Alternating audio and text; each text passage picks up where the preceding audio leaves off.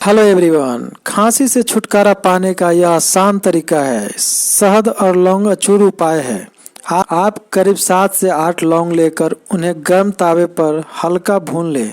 लौंग जब ठंडी हो जाए तो चकला बेलना के किसी तरह इसे पीस लें और पाउडर जैसा बना लें और इसे कटोरी में डाल लें। 3 से 4 चम्मच शहद मिक्स कर लें। सुबह शाम लें, आपका खांसी तुरंत आराम मिल जाएगा।